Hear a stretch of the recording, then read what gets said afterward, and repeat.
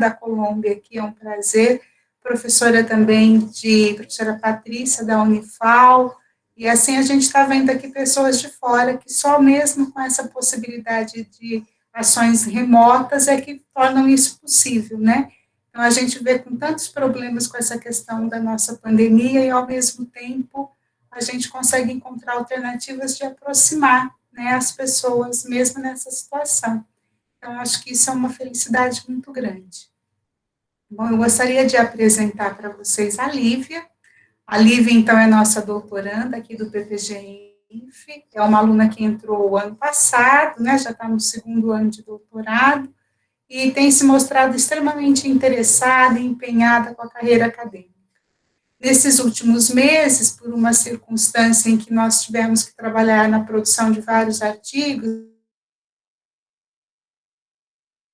se mostrou uma exímia conhecedora e devoradora de regras para submissão de artigo, né? Ela se dedicou muito, ficou muito familiarizada com o processo, e nós pensamos, a gente não pode guardar essa experiência só para a gente, né? Vamos compartilhar isso, porque é uma etapa que envolve a profissão do pesquisador para sempre, né? E que é uma etapa que tem uma série de passos não muito simples, e que se a gente puder ter alguém que nos ajude a guiar o caminho das pedras, faz muito bem, né? Então, acho que a gente vai ter o prazer agora de poder ouvir falar, da Lívia falar, e vou pedir para vocês que façam as perguntas que considerarem oportunas aqui no chat, eu vou acompanhando. Caso seja uma pergunta exatamente daquele momento, eu vou interromper a Lívia e fazer a pergunta oral para ela já responder. Caso seja uma pergunta que ela vai contemplar um pouquinho mais para frente, a gente aguarda, e no final, depois, a gente pode abrir o microfone para todo mundo, para quem quiser fazer alguma pergunta. Combinado? Então, é um prazer recebê-los. E, Lívia, a palavra é toda sua. Bom, boa tarde a todos, a todas. É um prazer estar aqui. É um assunto que eu acho que muita gente, independente da carreira, independente do tema, todo mundo acaba esbarrando em algum momento na carreira de pesquisador, né? E, assim, nem considerem como uma palestra, vamos considerar, assim, como uma troca de experiência, né? Porque hoje eu aqui estou falando algumas das minhas experiências, né? Que por circunstâncias tivemos vários artigos agora, né, Roseli? Mas é uma troca de experiências, tá? Sintam-se à vontade para perguntar e vamos começar. Vamos começar de um jeito diferente. Não vamos começar com um slide. Vamos começar nos conhecendo. Alguns aqui a gente já se conhece, outros não. Eu vou colocar no chat agora um link para vocês entrarem e me responderem quem são vocês, para a gente poder se conhecer melhor agora. Quem se conhecer mais. Quem não se conhecer a partir disso. Tá joia? Lívia, posso te interromper só um minutinho? Você não tem um fone aí, não, né? Porque está cortando um pouquinho. Talvez se você usar o fone, fique melhor. Eu deixei aqui. De reserva. Deixa eu colocar.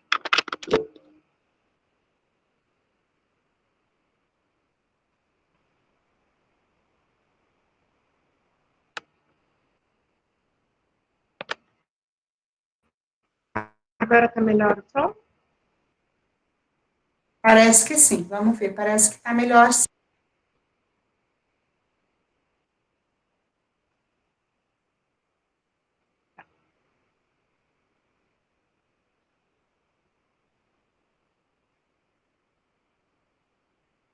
Então, pessoal, tem duas perguntas. Por favor, assim que responderem a primeira, a gente passa para a próxima, tá bom?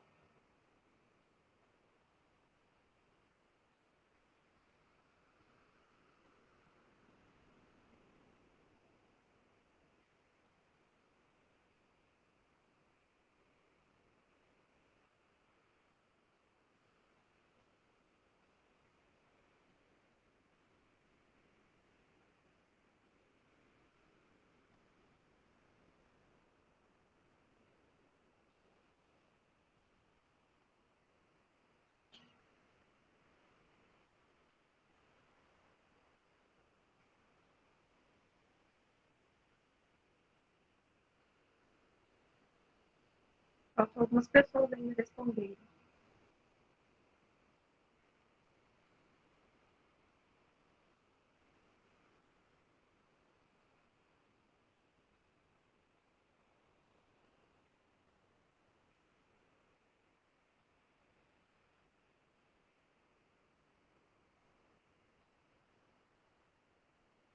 Falta mais alguém, gente? Lívia, eu não entendi o que você falou. Eu acho Falta mais alguém que, responder. acho que Só as tem pessoas 39 queriam pessoas. responder, parece que já responderam. Já dá para ter um panorama geral. Então, está bem divididinho entre pessoas que estão na graduação e pessoas que estão na pós-graduação. Vamos passar para a próxima pergunta, então.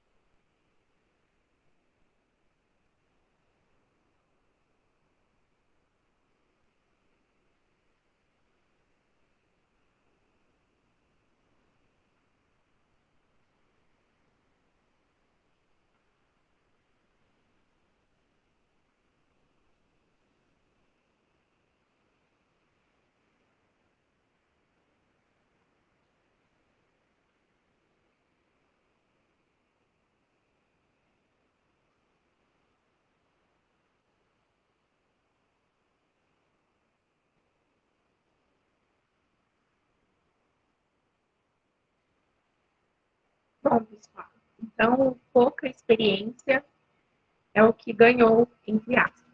Então, vamos tentar fazer com que essa experiência se amplie hoje, com a palestra, com o bate-papo que a gente vai ter hoje.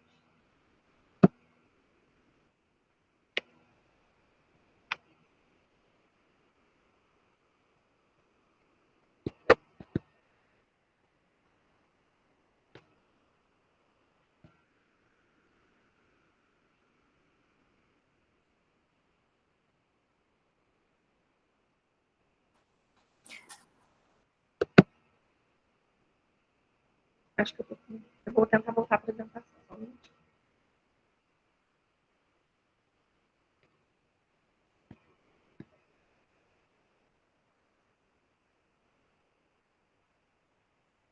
Alguém pode me confirmar se estão conseguindo ver os slides? Sim, a apresentação está ótima, Tá Lívia, está ótima. O som, séria. se você mantiver o microfone bem pertinho da boca, acho que está ficando melhor, viu? Tá, joia. Bom, então vamos começar, pessoal. Então, o título, né? Submissão de artigo científico, o que eu preciso saber. É um panorama geral. Vou tentar falar numa linguagem simples, igual a professora Roseli falou. Se tiverem dúvidas, podem mandar no chat. Se for oportuno, a professora Roseli vai me falar na hora. Se for mais para frente, a gente responde na hora oportuna, tá bom? Bom, então vamos lá. Para começar, o que é um artigo científico? O artigo científico é um trabalho sucinto que apresenta resultados de uma pesquisa realizada de acordo com um método científico. Em geral, é uma produção curta com cerca de 20 páginas. Esse cerca de 20 páginas vai depender muito da revista, do periódico que eu vou enviar. Existem revistas que aceitam 20 páginas, 15 páginas, vai depender muito. Mas, em geral, é um resumo. Por que a gente fala que é um resumo? Ele pode ser resultado ou é uma síntese, né, de trabalhos maiores. Ele pode ser, um artigo pode ser fruto de um TCC, fruto de uma IC, de uma iniciação científica, fruto de um mestrado, fruto de um doutorado, ou também ele também pode ser, tem um grupo de pesquisa, igual a gente tem vários grupos aqui hoje, vamos falar, a gente já fala de tal tema, então vamos escrever um artigo sobre tal assunto. Então, ele pode ser uma síntese de trabalhos maiores, ou a gente já pode escrever com o intuito mesmo, um trabalho que o intuito seja ser um artigo. Para publicação, nós enviamos então para a revista, ele deve ser revisado e aceito também por outros pesquisadores. Bom, então agora a gente já sabe o que é um artigo. Mas por que eu publico artigo? Qual que é o intuito disso? O primeiro deles é divulgar os resultados das minhas investigações, das minhas reflexões, do meu trabalho, da minha pesquisa. Então, é o que eu falei, por exemplo, vou divulgar os resultados do trabalho do meu grupo de pesquisa. Vou divulgar os resultados que eu tive no meu mestrado. Vou divulgar os resultados que eu tive no meu TCC. Então, o primeiro papel dele é de divulgar resultados de pesquisa. Esse é o primeiro papel de por que publicar um artigo. O segundo deles é a visibilidade científica e a produtividade. Nós conhecemos cada um na sua área, né? Deve conhecer aí os principais autores que embasam no seu trabalho. Então, com isso, esse professor, esse pesquisador acaba ganhando a visibilidade científica naquele tema que ele estuda. A produtividade é importante porque em concursos para professor, até mesmo para entrar em mestrado, em doutorado, para progressão de carreira de professores. Então, essa é um dos intuitos também, sim, publicar artigos. E o outro é a prática baseada em evidências, a PBE, que, igual agora, nós estamos vivendo a pandemia, né, de coronavírus, que eu espero que chegue ao fim logo, acho que todo mundo espera. Então, os nossos estudos, as nossas pesquisas, quando nós publicamos em artigos, eles embasam as práticas. Embasam quem está lá na ponta, no hospital. Você fala assim, nossa, talvez eu sou enfermeira, eu sou um profissional de saúde, eu estou trabalhando com pesquisa, eu não trabalho direto na ponta, mas você pode ter certeza que o que você está estudando dentro de um laboratório, o que você está fazendo de pesquisa, é para embasar quem está lá na ponta atendendo aos pacientes diretamente. Bom, estrutura básica de um artigo científico. O artigo científico, a estrutura dele vai depender muito da revista, do periódico que eu vou enviar. Mas eu vou falar aqui uma estrutura geral. Vamos escrever um artigo, ou vou pegar o meu TCC e quero fazer um artigo, mas ainda não sei para que periódico. Então, aqui eu vou falar a estrutura básica de um artigo. E pode ter mudanças dependendo da revista. Bom, o título, todos os artigos vão ter obrigatoriamente um título que pode estar só em um idioma, dependendo da revista que vai te pedir em português, inglês, espanhol, vai depender muito da revista, mas sempre vai ter um título independente do idioma que for. O resumo. O resumo também é o mesmo caso do título. Assim, eu acho que eu nunca vi uma revista que não tenha resumo, mas pode ser que tenha, né? Eu não conheço. Mas o resumo também pode estar só naquele idioma original que foi publicado o artigo, ou também pode estar em outros idiomas, vai depender da revista. Os descritores, eu vou explicar mais para frente sobre os descritores, mas eles são como se fossem as palavrinhas resumos do seu artigo. São as palavras que vão fazer com que o seu artigo seja encontrado, seja citado, seja lido. Então, os descritores são um fator muito importante. Algumas revistas vão pedir os DECs, algumas vão pedir os MESH, algumas vão pedir os dois, que eu vou explicar mais para frente. E algumas revistas não se prendem a descritores, elas usam palavras-chave, que são descritores não controlados, mas mais para frente eu explico sobre, para não ficar confuso agora. A introdução. A introdução, quando eu comecei minha graduação lá atrás, pedia-se que a gente fizesse introduções enormes. Hoje em dia, tanto em um trabalho acadêmico como TCC, uma dissertação, a prioridade é a introdução curta. A gente fala assim, no máximo 2 páginas. Em artigo, menos que isso até, porque se o artigo tem de 15 a 20 páginas, né? A introdução precisa ter o quê? Ela precisa ter o que já tem sobre aquele assunto que você vai falar, a justificativa por que você está estudando aquilo, em alguns casos, o objetivo. Ela tem que ser simples, direta e objetiva. O objetivo, né, o que eu quero saber com o meu trabalho, o que eu quero mostrar com esse artigo. Às vezes ele vem embutido na introdução, às vezes ele vem em um campo separado, depende da revista. O método é a receitinha do bolo, é como eu fiz o meu artigo, como eu fiz o meu trabalho, como eu cheguei naqueles resultados. O método é obrigatório em todo artigo, em todo trabalho. Os resultados, né, que é o principal do seu artigo. Então, os resultados têm que ter um papel de destaque. Se for para gastar texto, gasta nos resultados. Traz o máximo que você conseguir nos resultados. A discussão, que também às vezes vem embutida, dependendo da revista, com os resultados, às vezes vem separado. A conclusão ou considerações finais. E as referências. Sobre as referências. Às vezes você vai ler lá nas normas da revista, eles vão falar assim, novos anos Vancouver. E para quem não sabe, é aquele númerozinho referencial. Ou nós seguimos a BNT, que é quando coloca o sobrenome do autor na frente do parágrafo. Só que, às vezes, por mais que ela fala que siga um dos dois, eles têm particularidades. Então, a revista normalmente sempre tem modelos das citações e sempre tem... Você pode olhar outros artigos da revista para ver modelo de como cita. E tem algumas diferenças entre elas. Então, as referências é muito importante saber qual tipo, mas, além disso, olhar nas normas da revista também, para assegurar que vai ficar tudo certinho. Igual eu falei, a introdução às vezes vem junto com o objetivo, às vezes separado, e a discussão às vezes vem junto com o resultado, às vezes separado. Outro colchete que eu esqueci de colocar aqui é que às vezes a conclusão vem junto com a discussão e com o resultado. Às vezes é uma coisa só dividida por parágrafo. Eu trouxe esse modelinho aqui, igual eu falei, vou escrever um artigo. Não sei por onde começo. Siga esse modelo, que é o modelo IMRD, do Pereira.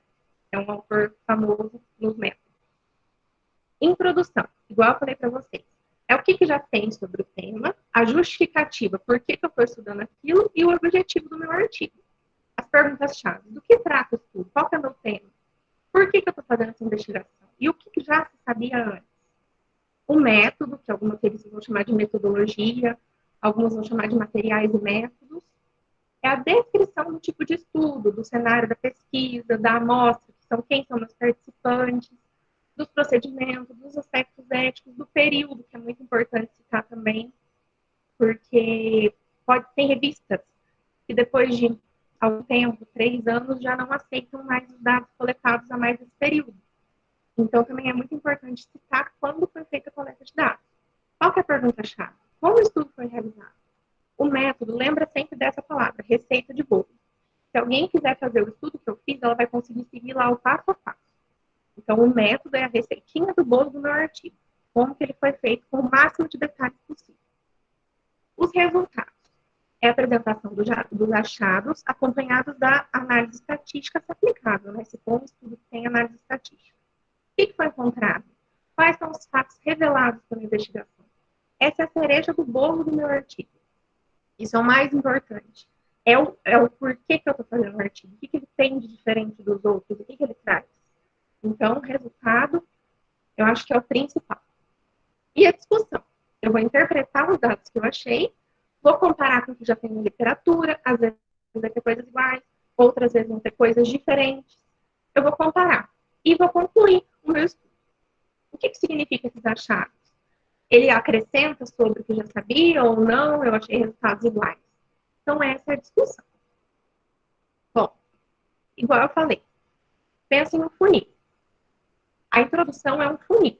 Eu vou começar do geral, eu vou falar o que já tem sobre o tema, o que significa, e vou para o específico, que é o porquê que eu estou fazendo e qual é o objetivo do meu trabalho. Já a discussão é ao contrário, é um funil ao contrário, é um triângulo. Eu vou vir do específico, que foi o que eu achei com o meu artigo, e eu vou discutir com o geral, que é o que já tem na literatura, seja igual ou seja diferente do que já foi encontrado. Os tipos de artigo. Bom, antes de começar aqui, os tipos de artigos são diversos, e também vão depender muito da revista para a qual eu vou mandar. Eu trouxe aqui um exemplo da Revista Brasileira de Enfermagem e da Revista Latino-Americana de Enfermagem. Os artigos originais. Bom, independente do método, ensaio clínico randomizado, estudo de caso controle, coorte, prevalência, estudo de incidência, qualitativo, quantitativo, estudo de caso. É um estudo original, é um estudo inédito, é um estudo que nunca foi feito. Esses são os artigos originais, que normalmente têm uma facilidade para serem publicados nas revistas. Facilidade, eu vou explicar por quê daqui a pouco.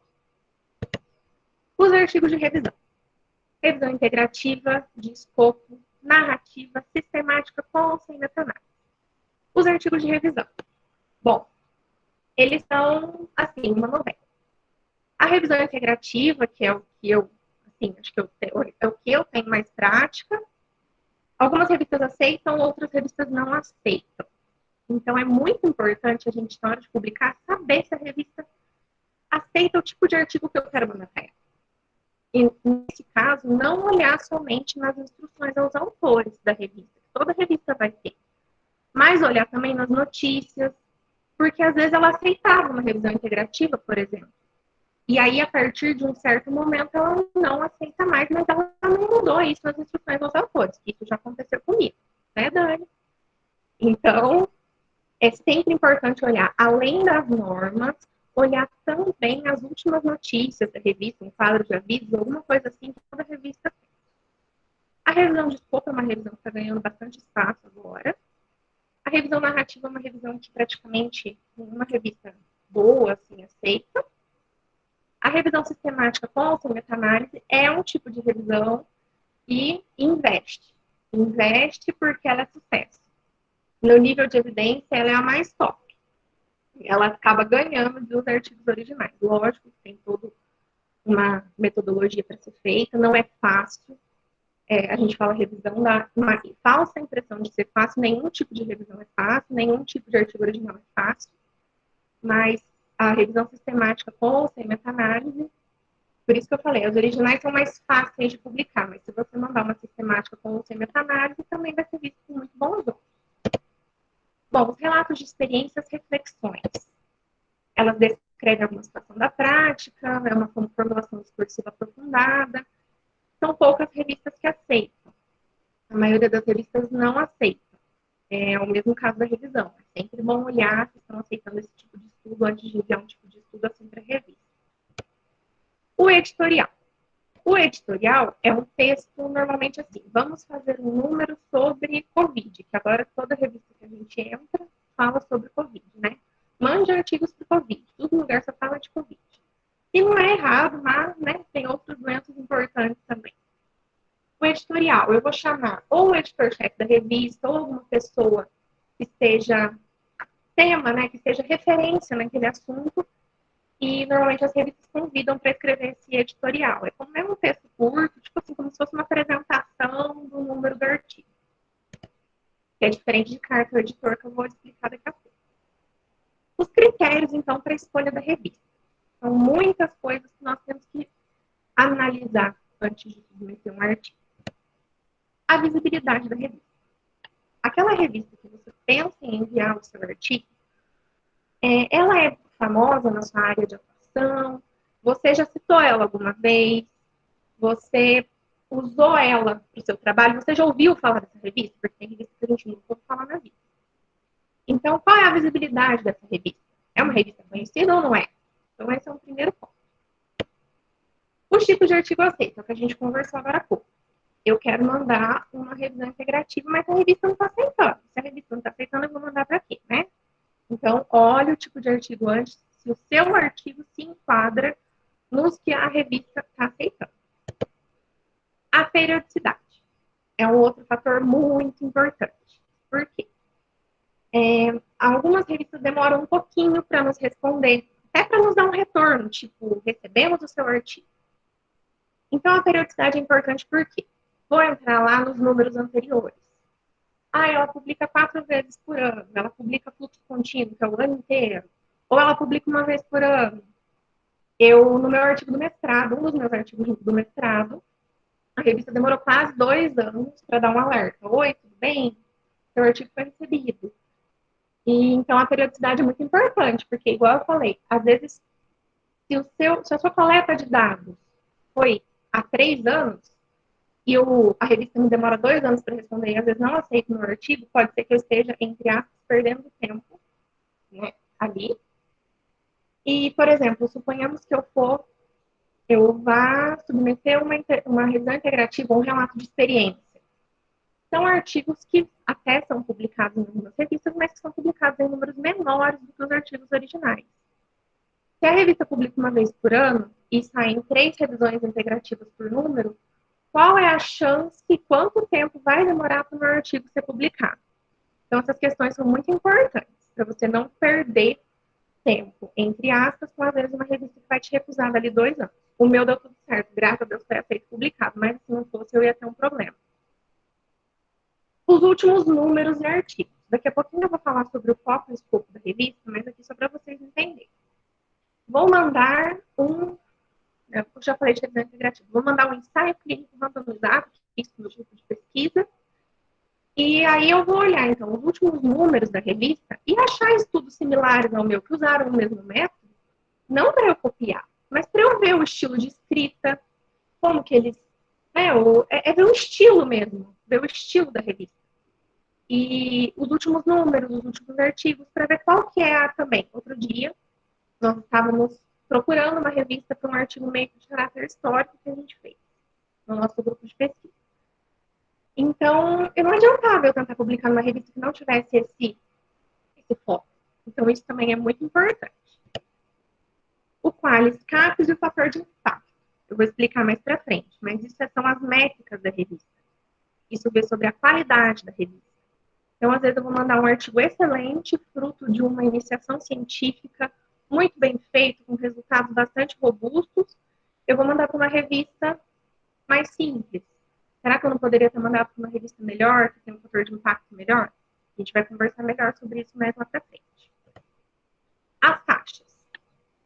Bom, principalmente agora, né, que o dólar e o euro estão muito mais valorizados que o nosso pobre realzinho, as taxas são uma coisa muito importante que nós temos que olhar antes de submeter um artigo na revista.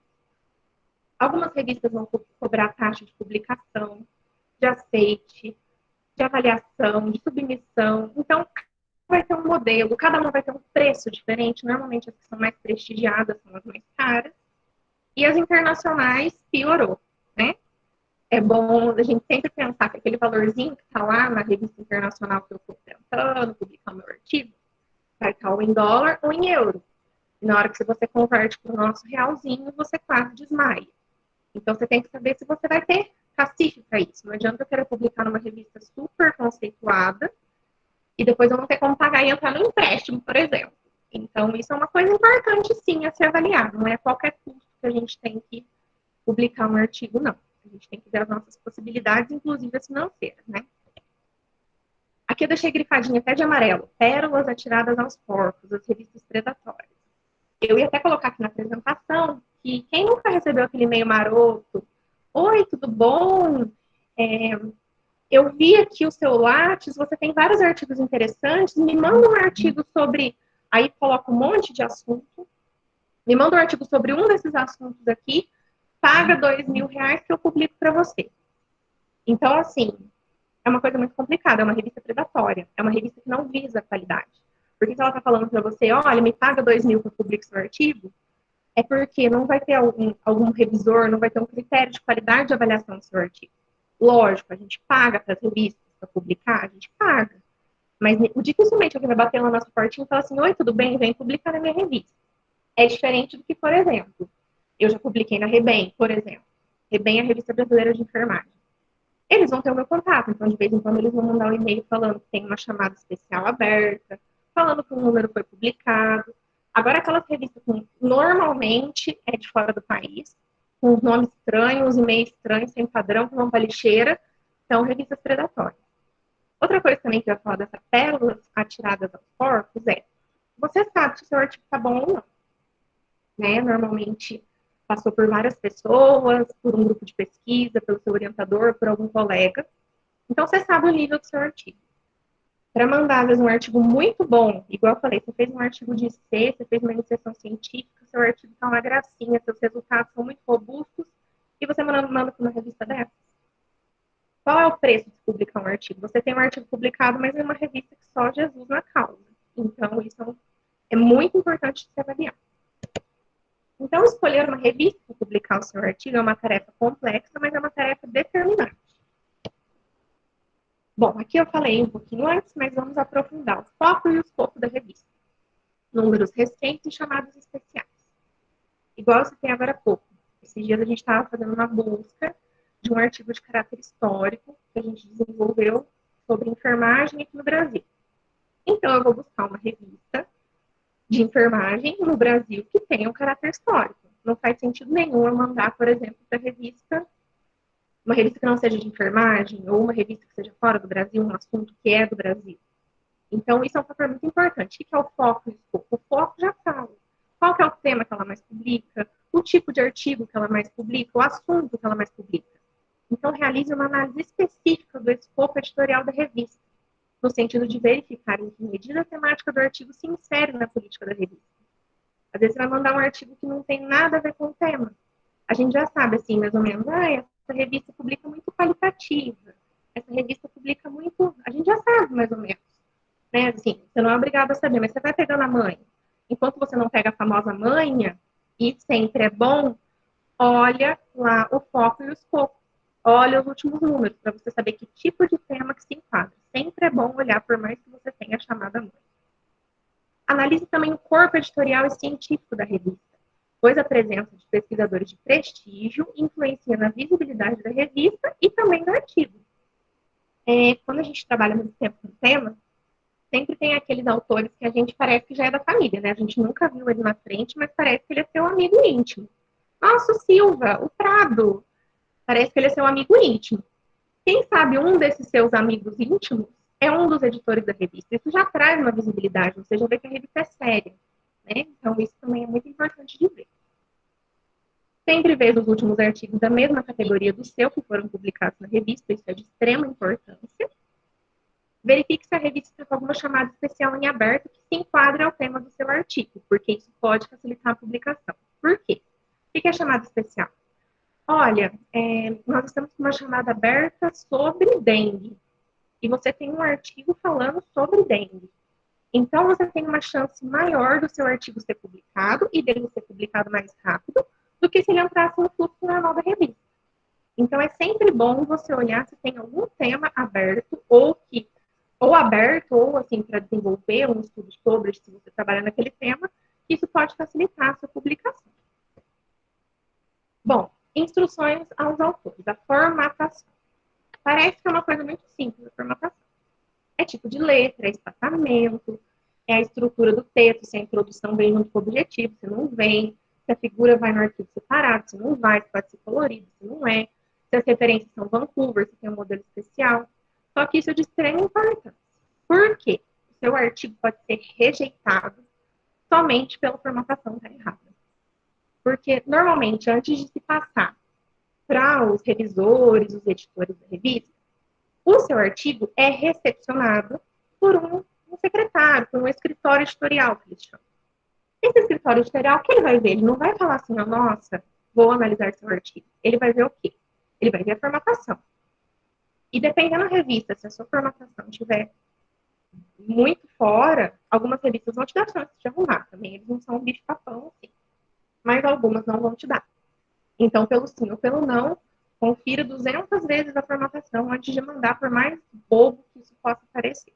Isso pode fazer com que o seu artigo vá para frente ou não. Ainda nas instruções aos autores, a documentação necessária para submissão e as taxas, que eu vou aprofundar um pouquinho agora. Cada revista também tem os seus documentos que são necessários para submissão. Eu olhei algumas, né? Eu olhei a ACTA, a REBEM e a latino-americana, e eu vi mais ou menos o que elas são iguais. E, de uma forma geral, os outros artigos que a gente já fez na vida, documento principal, o que ele é? O artigo. O artigo em si, a introdução, o método, o resultado, discussão, conclusão. Esse documento principal, que é o artigo em si, normalmente as revistas pedem para não ir com o nome dos autores, nem a afiliação institucional de onde que ele é. Porque isso pode causar um conflito de interesse, que é o que vai vir daqui a pouco. A página de título, normalmente, é um outro documento separado do artigo, que pelo próprio nome já diz, vem o título, né? Vem o nome dos autores, a afiliação institucional e pode ou não vir o resumo junto. Se essa pesquisa foi financiada por algum órgão de fomento, CAPES, FAPESP, FAPEMIG, que tem os colegas aí de Minas, CNPq, se foi financiada por alguém, é nessa página de título também que eu vou informar, fazer essa informação. para também não gerar conflito de interesse que eu vou explicar daqui a pouco. A responsabilidade e a transferência de direitos autorais é aquela folhinha, que eu vou mostrar mais para frente para vocês um exemplo. É uma folhinha falando que eu não mandei esse artigo para lugar nenhum, que eu estou mandando para aquela revista exclusivamente. É onde eu coloco o nome dos autores e eles assinam à frente que eles são autores e que eles estão transferindo os direitos autorais para a revista. O comprovante do CEP, eu coloquei um asterisco, porque alguns artigos não têm o comprovante do CEP, né? Por exemplo, uma revisão integrativa, às vezes um relato de experiência não vai ter, algum tipo de revisão, até a meta-análise, dependendo do caso. Então, se tiver CEP, você manda o comprovante de aprovação. As figuras, igual eu falei, é uma coisa muito particular de cada revista. Algumas pedem para a figura vir corrida ao longo do texto, outras pedem para você mandar um arquivo separado dessas figuras, além de vir no texto. Algumas aceitam coloridas, algumas têm um formato especial, um tamanho especial. Então, figuras é sempre uma coisa que tem, sim, que chamar a nossa atenção. A carta ao editor, que vou falar daqui a pouquinho com detalhes. Algumas eu devia ter colocado um asterisco aqui também, mas eu esqueci. A carta ao editor, basicamente, é falando o que seu artigo tem de novo e por que ele deveria ser publicado. Algumas revistas pedem, outras não. Então, se atente a isso também. O comprovante de pagamento da taxa de avaliação e submissão, se a revista cobrar nesse momento que você está submetendo o artigo. E, quando houver, sempre usar modelos dos documentos disponibilizados pela revista. Às vezes a revista já tem todos esses documentos que eu falei agora e você só coloca né, como se fosse muito simples, o seu texto ali nesses exemplos. Muitas vezes eles não têm, e aí você olha todas as recomendações. Olha, quais são as recomendações da página de título? Vou fazer uma. Quais são as recomendações das figuras? Então, sempre que tiver modelo, usa porque facilita. Quando não tiver, se atente ao máximo para poder fazer tudo certinho, mesmo não tendo modelo. As taxas. Eu já falei um pouquinho, mas vamos aprofundar. Algumas revistas cobram a taxa de submissão. O que é a taxa de submissão? Na hora que eu estou mandando o meu artigo, eu já tenho que pagar uma taxa para isso, porque senão eu não posso nem mandar. Algumas revistas não cobram, algumas revistas só vão cobrar quando ele passa por esse escritório que eu falei, que ele vai ser avaliado. Então, algumas revistas cobram só depois. Algumas revistas cobram taxa de editoração. Essa taxa de editoração é quando ele for aceito. Normalmente, esse valor é o mais caro. Ele vem bem explícito ali nas instruções aos autores, o valor. A tradução. A tradução vai depender de onde você mandar seu artigo, se vai ser para uma revista nacional ou internacional. A tradução, depois eu também vou explicar mais para frente, mas a tradução normalmente é um dos valores mais caros que nós pagamos nas taxas. Está ali junto com a editoração, o aceite. A tradução é um valor caro. Então, e também, dependendo da revista, vão te pedir a revisão técnica do idioma de submissão. Então, eles podem te pedir, por exemplo, submeter o artigo em inglês. Eles vão pedir uma revisão técnica de inglês. Ou submeter o artigo em português, vão me pedir uma revisão técnica, uma revisão de gramática. Então, tudo isso é custo. Então, tudo isso tem que ser colocado na ponta do lápis. Quando você for olhar nas instruções dos autores, normalmente vai ter só a taxa de avaliação ou de submissão e a taxa de aceite. Eles vão falar lá da tradução e da revisão técnica, mas eles não vão passar valores porque é um serviço de terceiros. Então, é um valor, assim, alto, que é um valor que a gente tem que se considerar. Daqui a pouquinho, mais no final, eu vou falar sobre a tradução. Mas as taxas são uma coisa, sim, muito importante para se levar em conta ao escolher uma revista para publicar um artigo. Aqui a gente começa um pouco a polêmica. Coautorias e tipos de participação no artigo. A autoria confere crédito e tem importantes implicações acadêmicas, sociais e financeiras. A autoria implica responsabilidade, guarde bem essa palavra. A autoria é responsabilidade e responsabilização pelo trabalho publicado. Colaboradores que fizeram contribuições intelectuais substantivas para um artigo devem receber crédito como autores, assumindo também a responsabilidade e prestação de contas pelo que é publicado. Quando você vai publicar um artigo, você tem que mandar aquela folha que eu falei que você assina que você é um autor. Você assinando que você é um autor, você está tendo responsabilidade em cima daquilo. coisa que você tem que tomar muito cuidado. É um documento. Você está colocando o seu nome naquilo. Então, assim, eu vou colocar o nome da minha amiga porque ela colocou meu nome no artigo, coitada, ela está querendo entrar no mestrado, então eu vou colocar o nome dela para ajudar ela. Ela não fez nada, mas eu vou colocar o nome dela. Muito cuidado com isso. É o seu nome, é o nome da pessoa, é a sua reputação que está ali.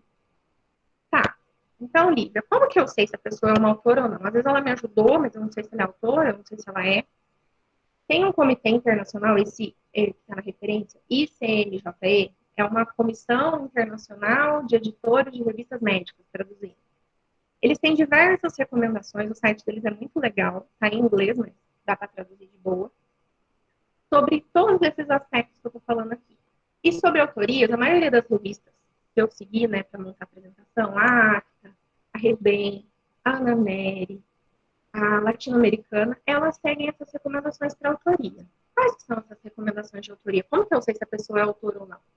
Ela contribuiu para a concepção ou design do trabalho? Ou ela coletou dados, ou ela analisou esses dados, interpretou esses dados? Ela é uma autora. Ela elaborou o trabalho ou revisou ele antes dele para a revista? Ela teve uma participação importante nessa revisão ou ela só leu?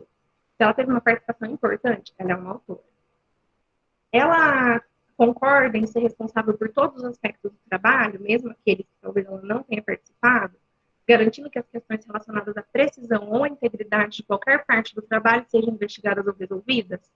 Ela aprovou a versão final antes de ser publicada? Então, ela é uma autora. Os critérios de autoria podem variar dependendo da revista.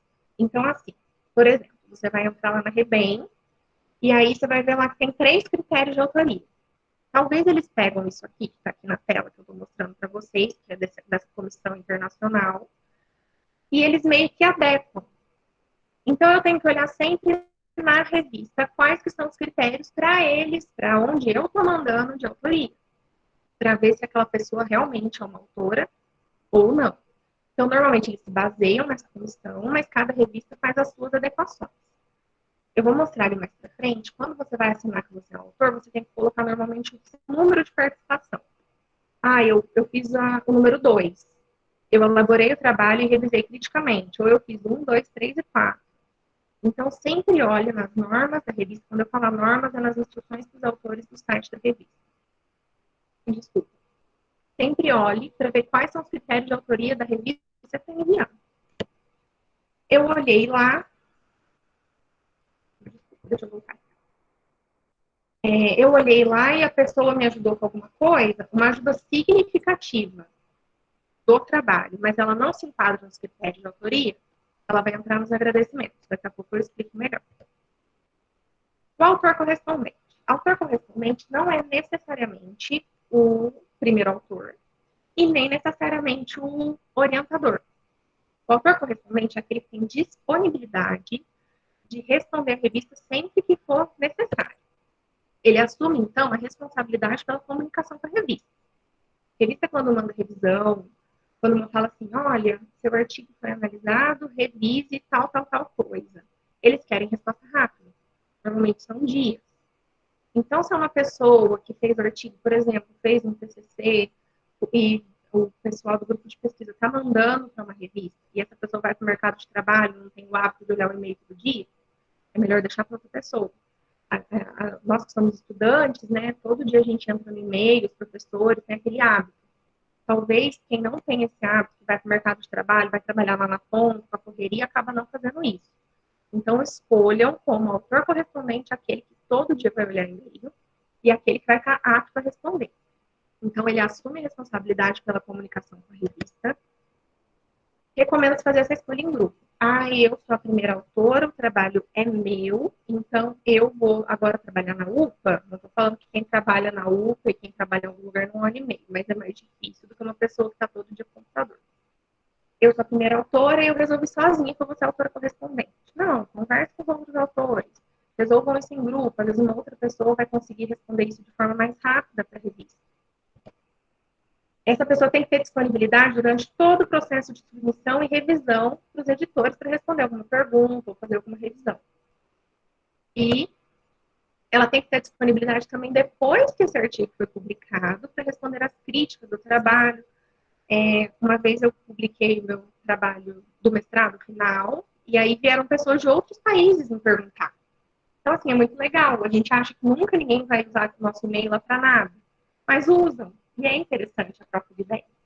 Então, esse autor correspondente tem que responder tanto à revista quanto aos questionamentos que vierem depois que esse artigo for publicado.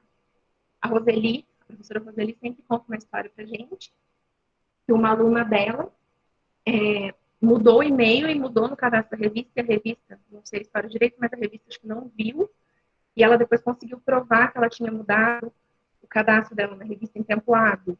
Então, assim, sempre deixe também esse autor correspondente o seu endereço atualizado na revista, porque senão ele vai te mandar e-mail e nunca mais vai te encontrar. Pode ser que seu artigo tenha sido interessante, analisado, e por um simples e-mail ele não tenha sido visto. Olhe sempre também na lixeira. Muito importante. Igual eu falei agora há pouco, a inclusão de pessoas cuja contribuição não se enquadra nos critérios de autoria, normalmente deve ser colocado no agradecimento e a sua contribuição detalhada. Então, por exemplo, quando a gente vai escrever TCC, tem uma página, TCC, a dissertação, tem uma página no começo que a gente faz o agradecimento. A gente agradece a avó, a tia, Deus, o cachorro, o papagaio, o vizinho. Aqui não é assim. Você só vai fazer um agradecimento se for uma pessoa que contribuiu uma contribuição substancial, uma contribuição muito importante, mas que mesmo assim ela não se enquadrou nos critérios de autoria. Tá? Normalmente esses agradecimentos também vêm naquela página de título, que é onde vem a parte financeira, a instituição e o nome dos autores. Então, cuidado com os agradecimentos. É importante fazer, mas eu não tenho que sair agradecendo o mundo inteiro. A carta ao editor, também chamada por algumas revistas de carta de apresentação.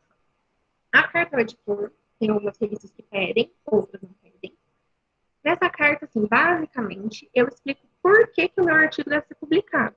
O que ele contribui de conhecimento novo. E qual que é a aplicabilidade prática? Por que a revista se interessa pelos meus resultados? Por que eu deveria publicar?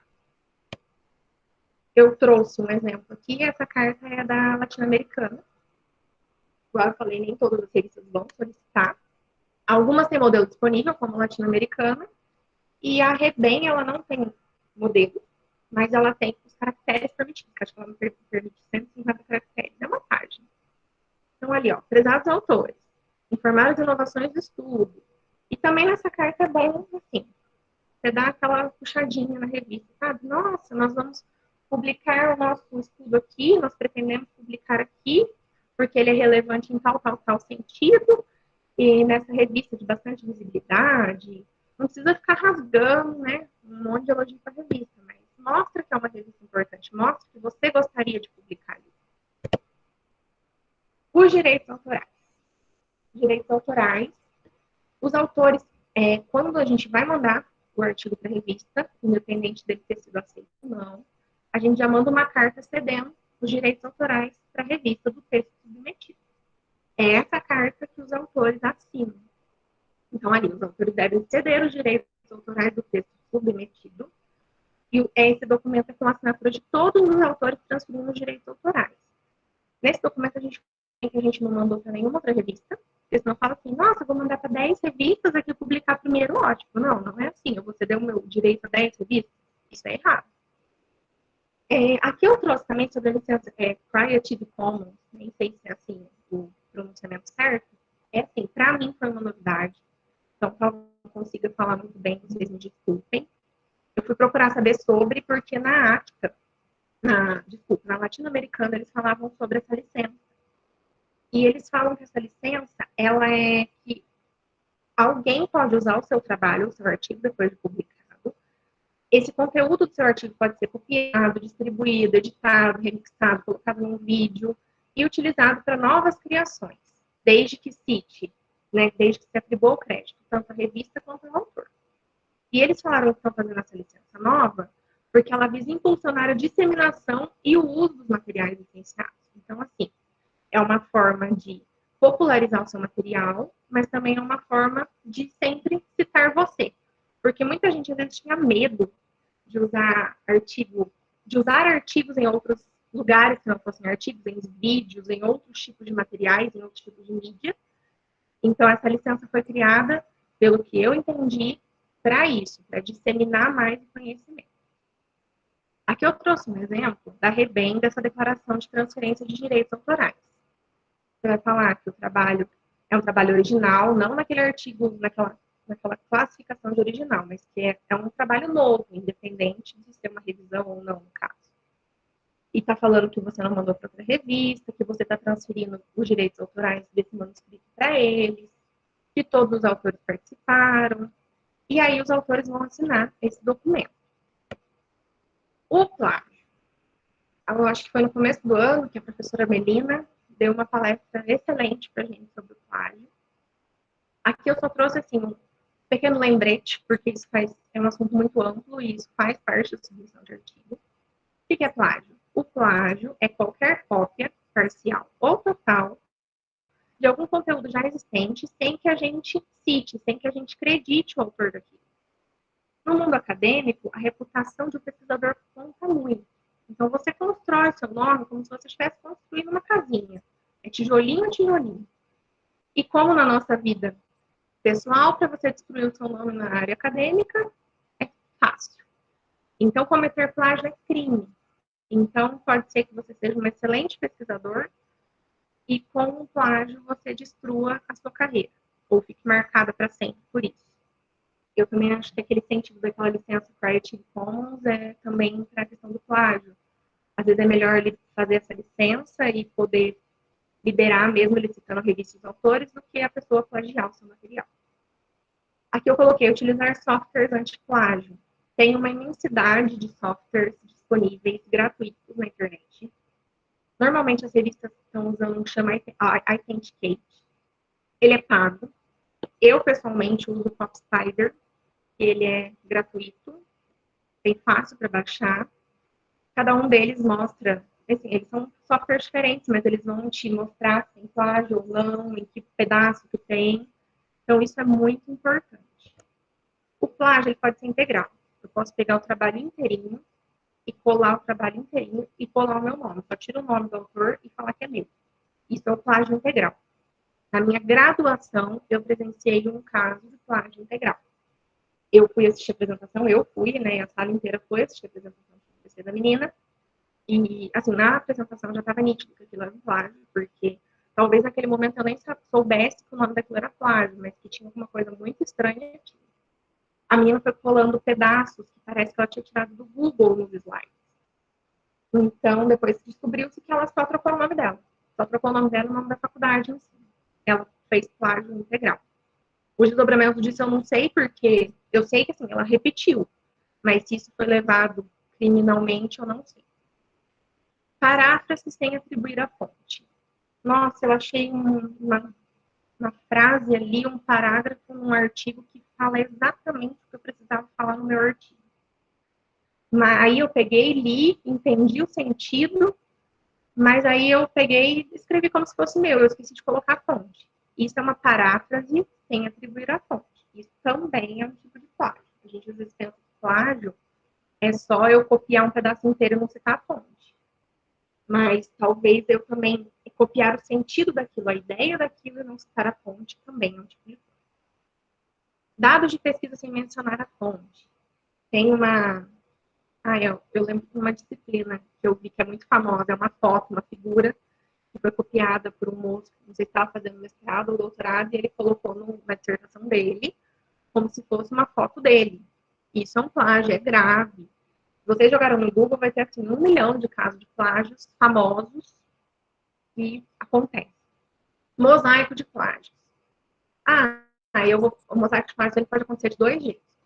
Eu gostei. Nossa, esse trabalho aqui está perfeito. Eu vou copiar o primeiro parágrafo, o terceiro, o quinto e o 10º. Isso é um mosaico de plágio. Ou, por exemplo, nossa, eu achei 3 artigos que eu adorei, que fala tudo que eu preciso. Então, eu vou copiar um parágrafo de um parágrafo do outro parágrafo do outro. Isso também é um mosaico de plágio. Autoplágio é me autoplagiar. Lívia, isso significa então que eu não posso. Eu tenho um artigo, eu trabalho numa linha de pesquisa e eu não posso citar um artigo que eu tenha feito? Lógico que pode. Mas você não pode se autoplagiar. Você pode se citar, mas você não pode copiar exatamente aquilo que você já fez em outro trabalho. Então, isso é um cuidado muito grande também. Cópia de conteúdos visuais. copiar também, igual agora há pouco eu falei, uma foto, uma figura, um fluxograma, um diagrama, também é um plágio. Por mais que a gente ache assim, nossa, mas é só uma imagem do Google. Também é um plágio. E fontes inexistentes. Nossa, eu achei aqui, olha, esse artigo fala tudo que eu quero. Aí, assim, ou você, por exemplo, você não acha um artigo que fala aquilo que dê para discutir com o seu. Então, eu vou lá, escrevo uma frase, invento Silva 2020 e invento lá totalmente. Essa fonte não existe, esse autor não existe, esse trabalho não existe. Isso também é um tipo de plágio. O plágio é crime. A gente tem que tomar muito cuidado. Igual eu falei, é a nossa reputação, é o nosso nome, é uma construção diária, o nome da gente, em tudo, né, na vida. Mas talvez a gente faz algum plágio, não de má fé. Às vezes a gente faz por falta de atenção, por falta de conhecimento. Então, assim, se policia a todo momento enquanto você está escrevendo. Isso é muito importante. Eu acho que plágio, igual a Melina falou na palestra dela, é um assunto que parece que ninguém falava, que era um assunto que ficava meio escondido, e agora que eu acho que ele está ganhando força. Então, assim, se autopolicie, veja o que você está fazendo, e também dê um toque nos seus colegas, com quem você trabalha junto, sabe assim, lembra toda hora, porque plágio é um assunto muito importante. Conflito de interesse. O que é conflito de interesse? É um julgamento profissional em relação ao interesse primário, como o bem-estar dos pacientes ou a validade da pesquisa, que pode ser influenciado por interesse secundário, como ganho financeiro. Ele pode ser factual ou potencial. Ele pode ser factual. Ele pode realmente ter acontecido ou potencial. Ele pode vir a acontecer. Ele é um potencial conflito de interesse. Vamos dar um exemplo para ficar mais claro. A indústria farmacêutica está bancando, a indústria farmacêutica movimenta milhões, bilhões em dinheiro para financiar pesquisas. Imaginem agora, nos casos da vacina. Eu trabalhei em Barretos. E lá eu vi de perto quanto que a indústria farmacêutica movimenta dinheiro. Lá a gente trabalhava em pesquisa clínica e eles movimentavam assim, eles construíam prédios, eles compravam equipamentos só para poder fazer pesquisa. Então é muito investimento. Então tá, suponhamos que eu, Lívia, sou uma pesquisadora, e aí vem uma indústria farmacêutica que fala que vai financiar o meu estudo, ou eles propõem um estudo para eu fazer, enfim, investindo muito dinheiro. E às vezes eu vou fazer um estudo e esse estudo não vai ter o resultado que eu esperava. Então, ali, ó, eu vou, por exemplo, influenciar o bem-estar do paciente só para eu ter ganho financeiro. Ah, porque eu não posso falar para essa instituição, né, para essa indústria, para quem me contratou, que o resultado não foi bom. Então, às vezes, eu posso mudar o rumo da pesquisa por conta disso. Lívia, então a pesquisa não pode ser financiada? Lógico que pode. O que a gente está falando aqui, por exemplo, sou bolsista. O que a gente está falando aqui é de, por exemplo, eu não cito essa informação e isso causa um conflito de interesse. Agora acho que vai ficar mais claro. Pode ser financeiro, então às vezes, por alguém estar investindo muito dinheiro na minha pesquisa, ela quer que a pesquisa tome um rumo de um medicamento ser aprovado, de uma vacina ser aprovada, isso é um conflito de interesse. Pessoal, às vezes eu sou revisora de uma revista, eu sou editora de uma revista, e eu não gosto daquela pessoa, então eu não vou aceitar o artigo dela. Ou eu sou muito amiga daquela pessoa, eu sou parente daquela pessoa, eu sou próxima daquela pessoa, eu vou aceitar o artigo dela. O acadêmico. Eu não sou da pesquisa quali, mas eu estava lendo sobre conflito de interesses, então, por exemplo, isso é só um exemplo, tá? A pesquisa quali. Eu sigo uma linha de pesquisa ali dentro da pesquisa quali, e aí eu sou revisora de uma revista e eu não aceito pessoas que pensem numa linha diferente da minha. Ou eu, enquanto pesquisadora, não aceito que o meu resultado não dá certo com aquela linha. Então, esse seria mais ou menos o conflito de interesse acadêmico. Afiliação institucional.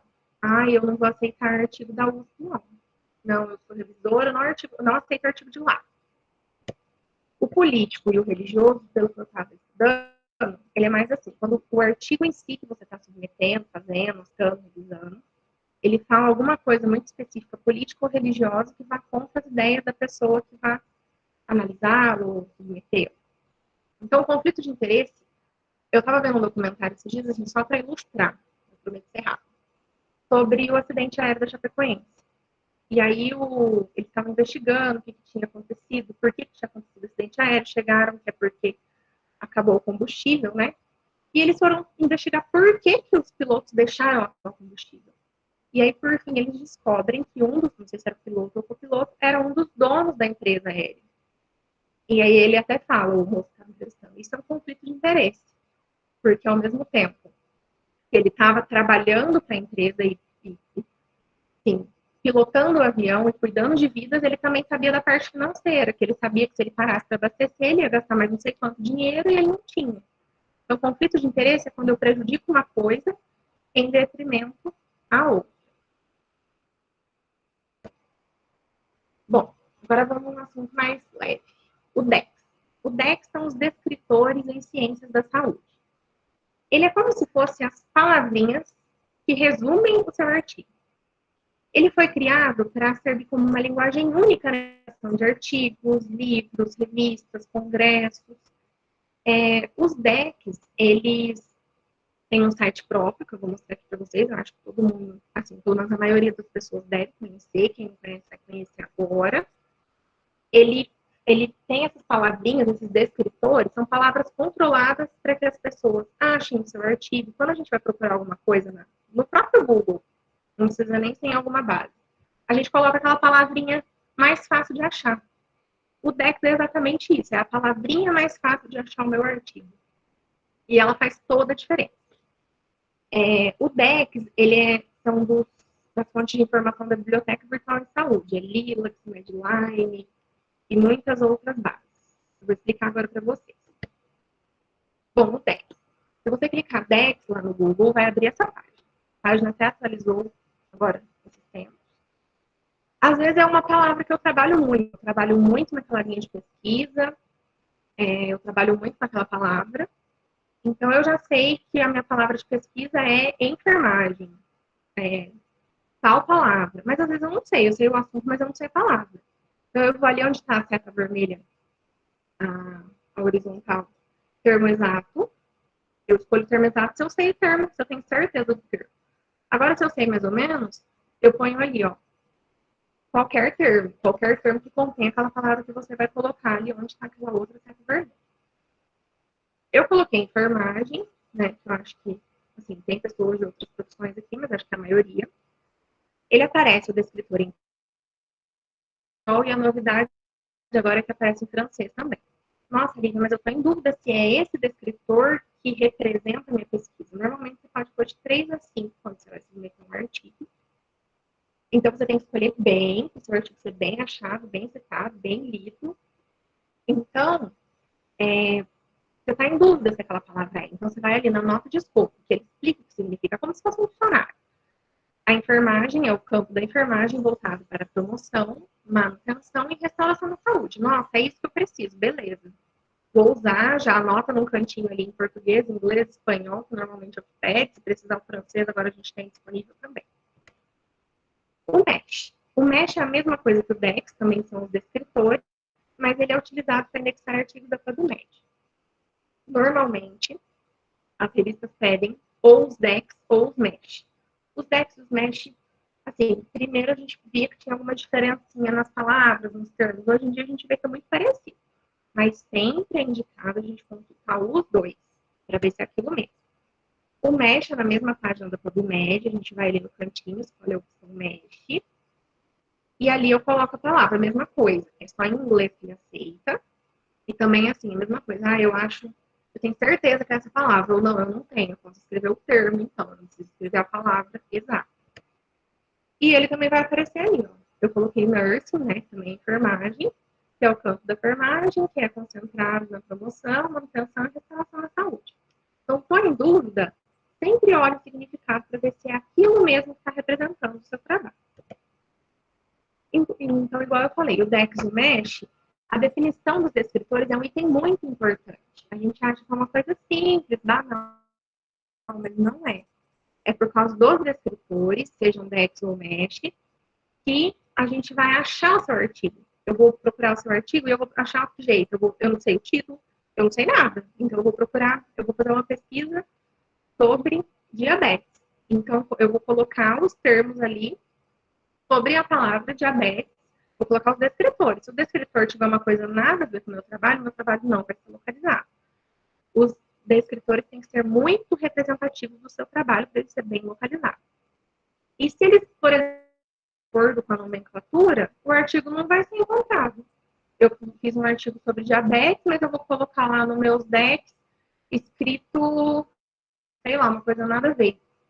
E aí eu nunca vou achar. Então, muito cuidado. Parece que é uma coisa banal, os decks e o mesh, mas ele faz toda a diferença na citação e as pessoas acharem seu artigo. O DOI. O DOI, ele é um padrão assim, relativamente novo para a identificação de documentos em redes digitais. Ele é composto por números e letras. Ele é como se fosse o RG de cada artigo, como se fosse um documento mesmo de cada artigo. Porque assim, eu vou numa revista e cita de um jeito. Eu vou noutra revista e cita de outro. Eu vou noutra revista e cita de outra forma. O DOI é aquilo que nunca vai mudar. Eu trouxe aqui um exemplo para vocês, ó. Ali, bem aqui no finalzinho, está o DOI. Ele é sempre uma sequência. Ele sempre tem esse dx.doi.org e ele tem uma sequência de letras e números. Ele é como se fosse o RG daquele artigo. Muitas revistas agora estão pedindo para colocar o DOI e aí eles nem pedem mais para colocar disponível em acesso quando. Eles pedem para colocar só o DOI, porque ele é como se fosse o RG, a identidade daquele artigo. E com o DOI ele vai ser facilmente localizado. O ISSN. ISSN, talvez vocês já ouviram falar também do ISSB. ISSB é de livro. Nosso intuito aqui é artigo, então vamos lá. ISSN, ele é o padrão, ele é um número padrão que é utilizado internacionalmente para individuar, para ser como se fosse o RG da revista. Cada revista tem um ISSN diferente. Ele é exclusivo de cada revista, como se fosse um número de um documento também. Já que a gente está usando exemplo de documento, ele é o número do RG da revista. Ele é um código único. Onde eu colocar esse ISSN, eu vou saber de qual revista que eu estou falando. Ele é sempre em 8 dígitos, parece até um número de telefone. 4 de um lado, hífen, 4 de outro. Eu coloquei um exemplo ali no final, 1018, hífen, 4783. O ORCID ou o ORCID, cada um chama de um jeito, né? Falando de documento, nós falamos do documento da revista, do documento do artigo, e esse é o nosso documento enquanto pesquisador. Ele é um identificador digital único e gratuito que possui a finalidade de conceder uma identidade única a cada autor. Então, por exemplo, existem muitas pessoas com nomes iguais. Maria da Silva, Ana Maria da Silva, João Oliveira.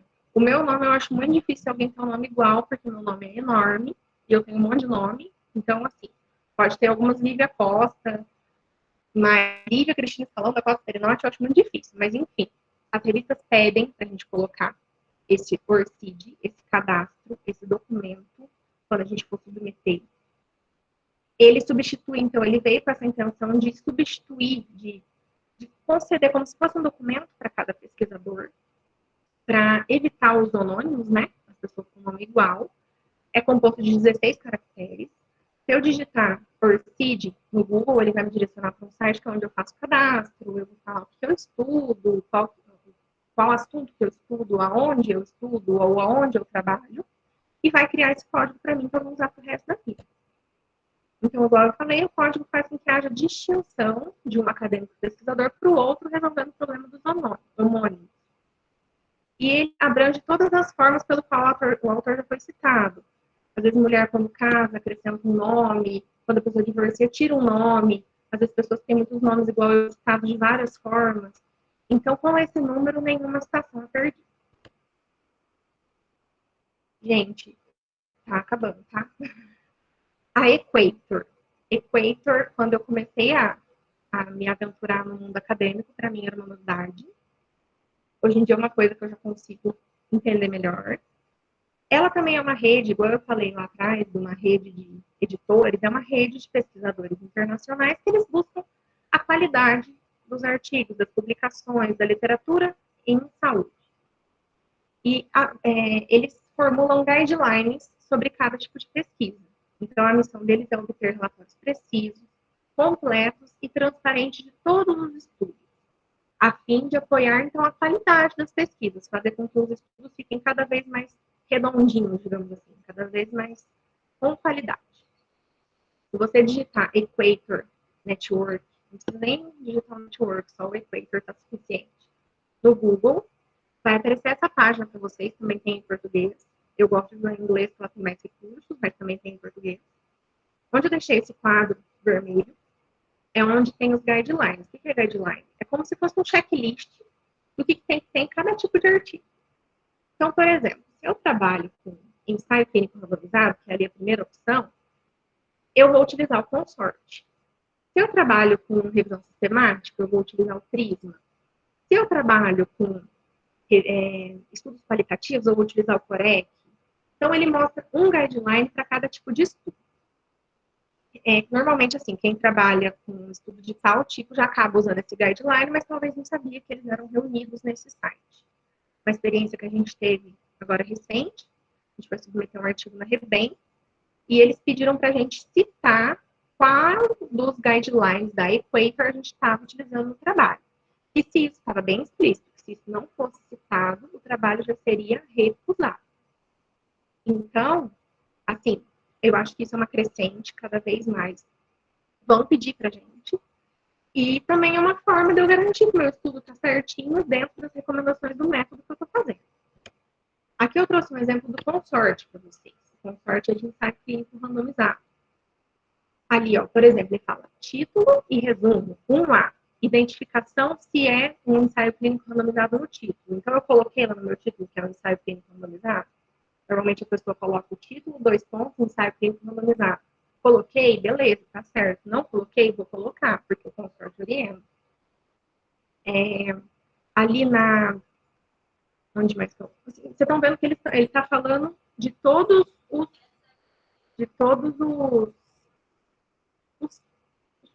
Nossa, gente, sumiu a palavra. Todas as etapas do artigo, ele fala o que tem que ter, o que tem que ter na introdução, o que tem que ter no método, o que tem que ter em tudo. E cada tipo de estudo vai ter o seu guideline específico. Traduzido também, para facilitar. Bom, lembra lá no começo que eu falei, quando a gente vai escolher uma revista, que é importante a gente falar também sobre escolher a revista em cima do fator de impacto? O fator de impacto, ele vai medir, a gente fala as métricas da revista, ele vai ver a qualidade da revista que eu pretendo publicar, que eu vou submeter o meu artigo. O fator de impacto é a média que se obtém pelo quociente entre a quantidade de citações recebidas em um determinado ano pelos artigos publicados no periódico no biênio anterior. O que é isso, Lídia? Então, ó, quociente entre a quantidade de citações recebidas. Eu tive 20 citações em um determinado ano pelos artigos publicados no periódico no biênio anterior. Eu publiquei 10. Então, 20 dividido por 10, o meu fator de impacto é 10. É 2, desculpa. Eu não estou também fazendo conta. Ali eu coloquei o JCR, é uma base reconhecida por avaliar os periódicos indexados na Web of Science. Isso eu vou tentar explicar mais pra frente quando eu for falar de indexação para não ficar difícil. Quer dizer que esse JCR é uma organização que avalia as revistas que estão dentro da Web of Science, que é uma base de pesquisa. A métrica do fator de impacto foi criada para medir o impacto dos periódicos, das revistas. Eu estou falando de submeter artigo, então eu estou vendo qual revista tem o maior fator de impacto, o menor fator de impacto. Mas muitas instituições passaram a utilizar isso para ver a métrica dos pesquisadores. Será que aquele pesquisador é bom? Vou ver o fator de impacto dele. Só que isso não faz muito sentido se a gente for pensar, porque os pesquisadores publicam muito menos que uma revista. Uma revista em um número publica 20, 30 artigos, e quanto tempo que um pesquisador vai demorar para publicar isso? Então, aí eu coloquei, dando pontapé para o produtivismo acadêmico, publique cada vez mais ofereça. Então, fica uma coisa insana, uma coisa que não existe. É humanamente impossível uma pessoa competir com uma revista, pelo número de publicações, né? Aqui eu trouxe uma continha para mostrar melhor. Então, ó, em 2015, qual que é o meu fator de impacto do ano de 2015? Eu vou pegar minhas citações de 2013, 2014 e vou dividir pelo número das minhas publicações de 2013 e 2014. Então, igual eu falei, eu tive 20 citações, dividido por 10 artigos publicados, eu vou ter um fator de impacto de começaram a medir o fator de impacto de pesquisadores. E é humanamente impossível competir com as revistas, com os periódicos. O fator de impacto foi criado em 1995, se eu não me engano, e em 2005 um pesquisador pensou no índice H, pensando nos pesquisadores, pensando nessas pessoas que é humanamente, pensando em nós, né, os pesquisadores, que é humanamente impossível disputar com revista. Então, ele vê o quê? Lembra que o fator de impacto veio nos últimos 2 anos. O índice H, ele é o número de artigos publicados pelo pesquisador, os quais obtêm citações maiores ou iguais a esse número. Por exemplo, quando dizemos que o índice H de um pesquisador é 10, significa que ele tem pelo menos 10 artigos publicados, cada um deles com pelo menos 10 citações. No próximo artigo eu vou mostrar uma continha, que acho que vai facilitar um pouco a ideia. A base de dados também, a base de dados pioneira foi a Scopus, e depois agora também está disponível na Web of Science e no Google. Ele lembra que o fator de impacto via os últimos 2 anos. Esse aqui não, ele é como se fosse um tijolinho. Ele valoriza o esforço científico do pesquisador, porque ele leva em conta toda a trajetória acadêmica. É um valor cumulativo, ele nunca decresce, ele pode ficar igual, mas ele nunca vai diminuir. E o valor teto corresponde à quantidade total de artigos publicados durante a sua trajetória. Então, não vai contar só os últimos 2 anos, ele vai ser dedicado. Então, quanto maior o número de artigos de grande interesse publicados pelo pesquisador, maior será o número de citações e maior será o seu índice H, refletindo a qualidade acadêmico-científica do pesquisador e sua capacidade produtiva. Entretanto, só o número de artigos, por exemplo, pode massacrar a falta de relevância de cada texto. Ele publicou 10 textos, por exemplo. Um deles foi muito bem assim, citado, muito bem conceituado, e os outros 9 foram menos citados. Então, ele faz um equilíbrio. Ele os que são mais simples a subirem, e aquele que é o melhor ali, ele desce um pouco e eles fazem um equilíbrio. Aqui, essa continha, eu acho que dá para exemplificar melhor. Ele teve 7 artigos. No artigo 1, 17 citações, artigo 2, 16, o 3, 14, o 4, 10, o 5, 5, o 6, 3, o 7, 2 citações. Então, qual que eu consideraria o melhor artigo aí? O 17. O artigo 1 com 17 citações. Só que o índice H dele vai ser qual? 5.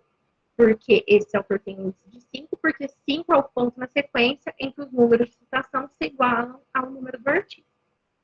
Então, o fator de impacto e o índice H. Aqui eu trouxe, olha, na página inicial das revistas costuma constar. Ali, ó, deixa eu voltar aqui para vocês verem. Olha lá, ó, índice H9, vale, o JPR, fator de impacto 1297, 0512. Então, essa informação, aqui eu trouxe uma revista internacional também para vocês verem, costuma constar na página inicial de cada revista. Se não tiver, também tem os sites que consultam cada um deles. Tem o site que consulta o fator de impacto, tem sites que consultam o índice H. Indexadores. Os indexadores são um conjunto de títulos de periódicos que passaram por um processo de seleção. Então, imagina assim, ó, é um conjunto de revistas que faz parte de uma mesma biblioteca. Essa biblioteca são os indexadores. Essas revistas têm que passar por uma série de exigências para fazer parte desses indexadores. Quais são esses indexadores mais famosos? Cielo, a Web of Science, a Scopus, né? E, assim, quando eu entro na página inicial da revista, eu não trouxe mais foto aqui também para não ficar tão longo. Mas quando eu entro na página inicial da revista, ou eu procuro lá sobre na revista, ele fala onde ele é indexado. Quanto tem maior número de lugares que ele foi indexado, melhor, porque o seu artigo vai ter em mais lugares diferentes. Então, é importante procurar essa informação no site do periódico que você pretende submeter o seu artigo. Bom, tá acabando, gente. Compreendendo o checklist de artigos nacionais e internacionais. O que é um checklist? É uma lista de verificação. Isso foi feito, foi feito, foi feito. Algumas revistas não vão ter checklist. Então, o que você faz? Você cria o seu, você vai voltando nas instruções aos autores e vai lendo aquilo 200 vezes até você fazer um checklist mental e ver que está tudo certo. Algumas revistas não têm esse checklist disponível e alguns periódicos mandam você seguir o Equator, que é o que eu mostrei agora há pouco, que tem os guidelines. Então, segue o Equator. Seguiu o Equator, então quer dizer que seu artigo está nas normas, pelo menos, daquele tipo de artigo para ser publicado. Eu trouxe aqui um checklist da Journal, eu não lembro o nome da revista, é uma revista internacional sobre infecção. Aqui ela fala, ó, geral, título, página de título, o texto, as referências, as tabelas. Ela meio que faz um lembrete de todos os aspectos do texto para ver se você está dentro daquilo, se você está correto. Às vezes falta alguma coisa ali, ele fala agradecimento, conflito de interesse, figuras. Ele está falando, ó, todas as ilustrações têm que ser numeradas em números arábicos, 1, 2, 3. Então, assim, cada revista vai ter, às vezes, vai ter o seu checklist, cada um tem as suas recomendações, então esse é um lembrete. Alguma coisa antes de publicar meu artigo, eu vou conferir um por um, para ver se está tudo certinho, e se não tiver, eu tenho a oportunidade de corrigir antes de submeter. Aqui eu trouxe o checklist da Rebem. Olha lá, ele fala dos documentos suplementares, página de título, documento principal, número de páginas que tem que ter, o que tem que ter em cada parte, fomento, agradecimento, resultado, referências, então, assim, é tudo. E ajuda muito a gente, porque às vezes a gente fica tão assim naquilo que a gente acaba esquecendo de alguma coisa. A tradução. A tradução, normalmente, cada revista, se você for ler nas instruções do autor, ele tem uma lista de tradutores certificados. E aí ele manda um artigo, eu falo tanto artigo, eu tô até ficando louca. Ele manda um e-mail para você falando que seu artigo foi aceito, e aí ele manda uma lista de uns 10 tradutores. Olha, então agora você providencia a tradução. Aí o que eu aconselho? Envie e-mail perguntando o orçamento para todos os tradutores que eles mandarem. Por quê? Tem uma diferença gritante de preço, e talvez aquela pessoa não possa te atender no prazo que a revista está te dando para devolver o artigo traduzido. Então, sempre mande para todos e sempre perguntando, lógico, o valor, né, o orçamento dele, e se ele vai ter condição de te devolver na data que você, um dia antes até, na data que você precisa devolver para a pessoa. Após a tradução, deve-se encaminhar junto ao artigo o seu certificado. Empresas sérias, essas revistas melhores, eles mandam os tradutores, eles são pessoas terceiras, que a revista indica, eles mandam como se fosse um certificado de que seu artigo foi traduzido. Eu vou mostrar para vocês. Então, é interessante enviar um e-mail solicitando tradução para vários profissionais da lista, porque, igual eu falei, o preço é muito diferente e talvez o profissional não pode não estar disponível na data que você precisa. E sempre jogam uns 2, 3 dias antes para você ter tempo de organizar esse material. Porque senão, já aconteceu uma vez comigo, a mulher me mandou assim, em cima da hora. Imagina perder um. Não sei se eu perderia, porque já estava feito, mas eu não ia atender a revista, então é uma situação complicada. Esse eu peguei um meu que eu tinha aqui, é um certificado, é um papel simples, uma declaração falando que o seu artigo foi traduzido.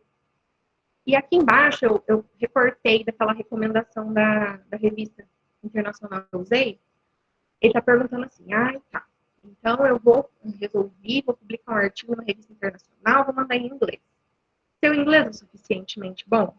Olha o que ele está falando aqui. O inglês está claro e bem escrito? Por favor, escreva em inglês, porque está falando aqui, ó, que escrever de uma forma obscura, de uma forma não clara, pode levar o seu paper, o seu artigo, à rejeição. Porque, às vezes, para você, o seu inglês está maravilhoso, mas na hora que você manda para a revista, eles não entendem nada do que você está escrevendo. Então, se você for mandar seu artigo para uma revista internacional, tem que tomar mais cuidado ainda, nem tradução, né? Passar para algum tradutor antes de enviar. Isso pode ser até que seu artigo não seja aceito. Então, vamos lá. Submissão e acompanhamento de um artigo científico. Escreveu o artigo, escolheu a revista, verificou o foco, o escopo, os números anteriores. O artigo já está nas normas. Eu escolhi bem os meus descritores, as minhas palavrinhas que resumem bem o meu trabalho. Eu verifiquei as taxas, eu vi taxa de tradução, de indexação, eu vi fator de impacto, eu vi tudo que eu precisava ver. Eu vi o checklist da revista, ou eu prestei bastante atenção nas instruções aos autores, eu segui o guideline da Equator, eu fiz o meu cadastro no ORCID, no ORCID, e todos os autores estão cadastrados na revista. Então, pronto para submeter. Aqui tá, UPA tá feito, mas devia ser assim, ó, UPA tá quase feito, quase lá. Cada revista tem seu próprio sistema para submissão. Hoje em dia eu não sei se isso existe mais, eu nunca mais peguei, mas quando eu comecei a submeter artigo, tinha revistas que aceitava por e-mail, a gente submetia por e-mail.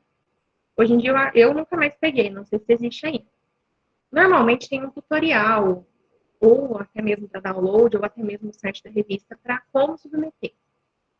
As informações básicas, independente do tipo de revista. Eu vou anexar meus documentos, eu vou colocar nos campos os dados requeridos do artigo, por exemplo. Às vezes ele vai me pedir o resumo para eu copiar e colar num quadrinho ali, num espaço. Ele vai me pedir o objetivo. E os autores. O básico é isso, de eu colocar lá, anexar a documentação, que eu já vi nas instruções, os dados requeridos, eles vão pedir o que eles querem, e o nome dos autores. Às vezes, é solicitado que os autores indiquem possíveis pareceristas. Cuidado com conflito de interesse. Então eu vou indicar possíveis pareceristas, eu vou indicar uma pessoa que eu já trabalhei junto, que eu já fiz artigo junto, uma pessoa que me conhece. Então, isso pode ser um conflito de interesse. Então, outro dia, o que a gente teve que fazer? A gente teve que indicar 4 nomes de possíveis pareceristas. A gente procurou lá no Lattes sobre o assunto e sentamos, vimos todas as autoras, né? Mandamos o nome de todas para ver se alguma delas conhecia por causa de um possível conflito de interesse. Então, tome cuidado. Esses dias, recentemente, também a gente teve que indicar um que a gente não quisesse que fosse parecerista. Então, cada revista é muito particular. Aqui eu trouxe um print da tela da submissão da Escola Ana Nery. É bem parecida com a Rebem também. Pode ver no cantinho que ele pede o tipo do artigo, título, resumo, depois atributos, autores de instituições, revisores, detalhes e comentários. Aí eu vou carregar os documentos e depois eu vou revisar tudo para submeter meu artigo. Então, cada revista é muito particular a maneira de submeter. Muitas revistas usam esse sistema aqui da Cielo, mas sempre é bom ler nas normas muito cuidadosamente para ver como submeter, para não ter erro quando já finalmente, né? Que já está finalmente quase submetendo seu artigo. Aqui eu não sei nem se vai dar para ler muito bem. Eu trouxe uma resposta que eu tive de um artigo meu, falando assim, o que eu deveria melhorar, o que eu deveria, eu submeti meu artigo e a revista me falou que eu preciso arrumar algumas coisas. Eles falam, linha tal, o que você deve melhorar, o que você deve fazer. E aí, às vezes, tem umas frases animadoras no meio. O artigo é importante, com pequenos ajustes, alcançará a qualidade necessária para a publicação. Às vezes a gente vê um monte de apontamentos da revista, a gente fala assim, meu Deus, tem um monte de coisa para arrumar.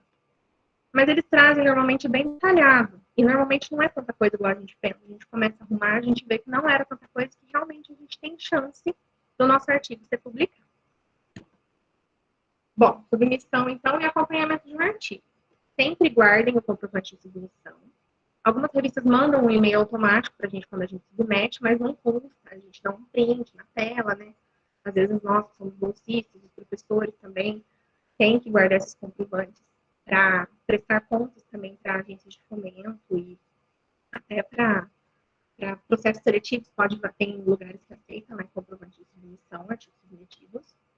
Como eu já falei lá atrás, o autor correspondente deve manter o seu e-mail atualizado junto ao periódico para evitar uma falha de comunicação aí, às vezes perder um artigo por conta disso. No caso de demora excessiva, vale a pena escrever uma mensagem ao editor solicitando esclarecimento sobre o andamento da avaliação. Bem delicado, educado, de uma forma educada, mas de uma forma, né, olha, por favor, eu submeti um artigo em tal data. Às vezes a revista, assim que você submete, ela gera um código do seu artigo, com tal código, para facilitar ele achar, de uma forma educada. E às vezes você consegue que o seu artigo, às vezes ele está lá esquecido, entre aspas, e você consegue que ele seja analisado. Em caso de aceitação pelo editor, o autor precisará apenas adaptar seu material à sugestão dos revisores. Eu acho que às vezes deve ter pessoas que já publicaram sem ter que fazer nenhuma adequação, né? E comigo nunca aconteceu isso, eu sempre tive que adequar alguma coisa, por mais cuidado que a gente tome.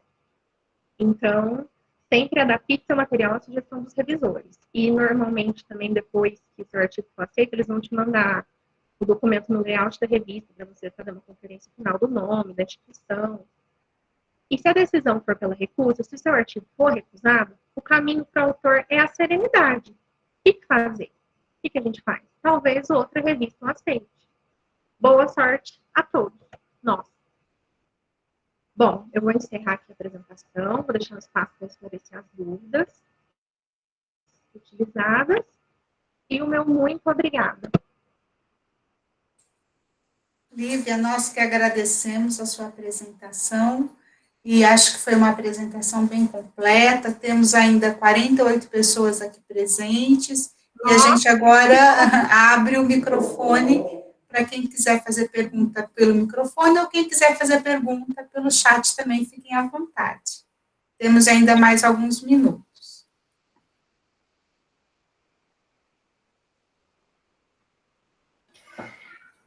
Nossa, Lívia, parabéns, viu? Por incrível que pareça, eu até perguntei para a Roseli se tinha sido um casadinho, né?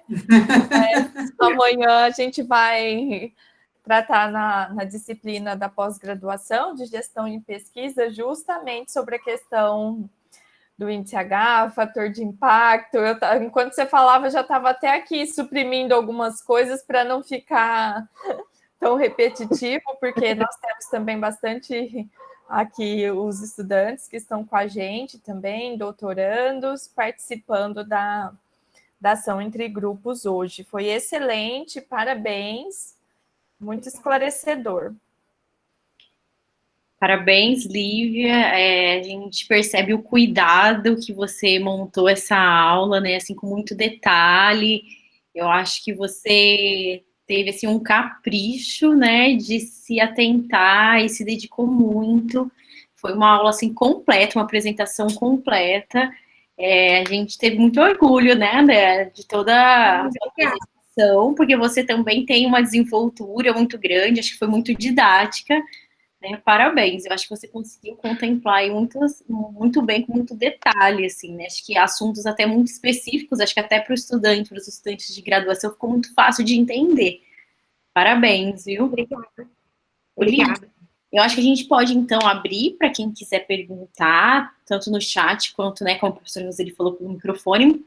Mas também eu acho que ficou algumas perguntas também, que a professora Roseli começou a responder aqui no chat, mas que eu acho que a gente pode retomar. Acho que durante a apresentação, acho que é interessante algumas dúvidas que ficaram. Posso resgatar. Foram duas perguntas que eu me lembro mais claramente. Vê se você lembra de mais alguma, Fernanda. Foi da Patrícia. Não tem problema, Lívia, seu microfone está aberto, fica tranquilo. Foi uma pergunta da Patrícia, perguntando se a gente tiver a opção de escolher entre submeter um artigo para uma revista de boa qualidade, que prevê pagamento de taxas, e para uma revista de qualidade mediana, que não prevê o pagamento de taxas, qual seria a melhor opção?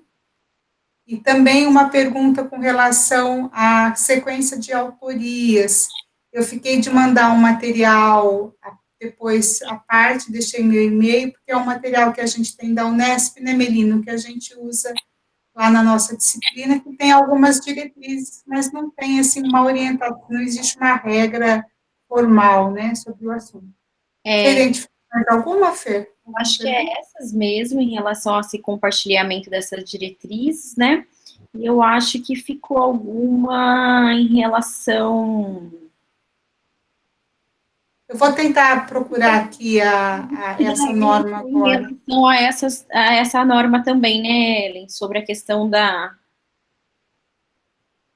Acho que foi essa também, da autoria.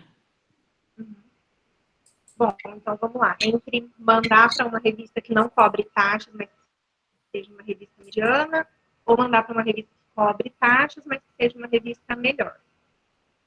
Assim, enquanto pesquisador, o que a gente pensa? Vamos mandar para a revista melhor, né? A revista que tem a maior qualidade. Aí cabe à pessoa que está submetendo avaliar se ela vai... Qual é a opção dela, né? Assim, enquanto pesquisadora, eu mandaria para uma revista que fosse com uma qualidade maior. Só que eu também tenho que pensar se eu vou ter depois como pagar isso, né? Então, eu acho que é muito individual a escolha. Eu acho que é muito individual. Eu acho que, enquanto pesquisador, a gente tem que orientar que seja uma revista de maior qualidade, mas se a pessoa... Lívia, posso fazer um adendo? Lógico. É claro que toda a gente tem que avaliar o contexto, mas pensar que muitas vezes a gente consegue prever o pagamento dessas taxas dentro dos financiamentos da pesquisa, né? A gente não necessariamente precisa pagar Às vezes a gente acaba pagando do próprio bolso, mas nem sempre a gente precisa fazer isso, e também os programas de pós-graduação muitas vezes conseguem apoiar.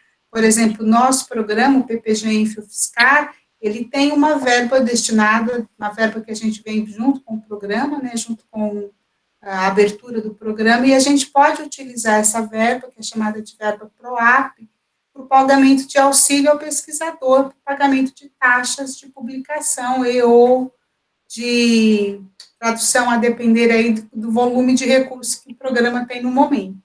Então, são atenuantes para essa situação também. Eu acho também, tenho a seguinte opinião também em relação a...